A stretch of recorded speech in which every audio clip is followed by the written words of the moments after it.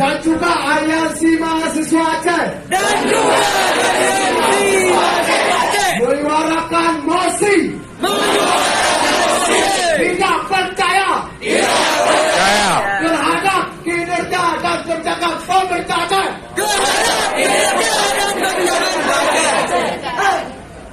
Tuntutan aliansi mahasiswa Aceh segera mempublikasikan penggunaan anggaran COVID ke publik secara transparan di setiap sektor yang telah dianggarkan. Kedua, segera merealisasikan anggaran bantuan pendidikan dan penggunaan fasilitas penunjang untuk jalannya pendidikan di Aceh, terutama di masa pandemi COVID. Ketiga, segera melakukan pemeretaan fasilitas kesehatan,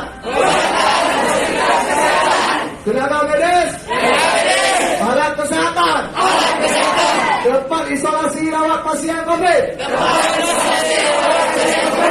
pada setiap kabupaten sebagai bentuk penanggulangan COVID yang maksimal dan tidak sentralistik.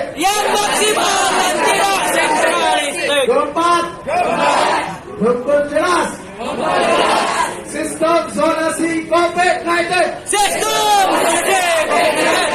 di setiap kabupaten kota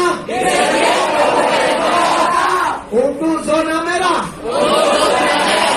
kuning dan hijau.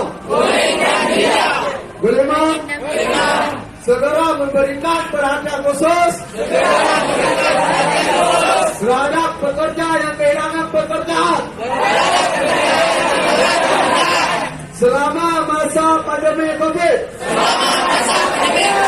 Keenam, segera membatalkan program-program yang tidak menjadi prioritas dan tidak pro masyarakat kecil dalam masa pandemi COVID. Ketujuh, meminta pihak terkait dalam penanganan COVID untuk mengevaluasi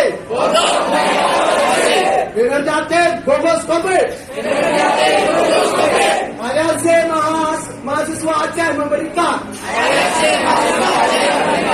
waktu selama 3 hari kepada PLT Gubernur Aceh untuk merealisasikan proyek tuntutan ini.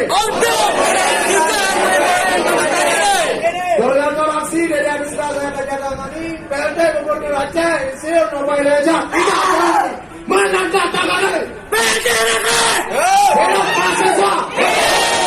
Kita perlu ingatkan kawan-kawan, semangat kita tidak pernah padam, semangat kita tidak pernah pudar. Kita akan datang kembali lagi.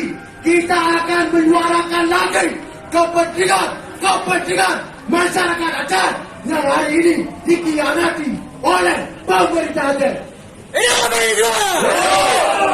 Mungkin sekian poin tuntutan yang kita bacakan di depan kantor rakyat ini, namun pemerintahnya ataupun pemimpinnya tidak berani menjumpai kita. Takbir! Hidup mahasiswa!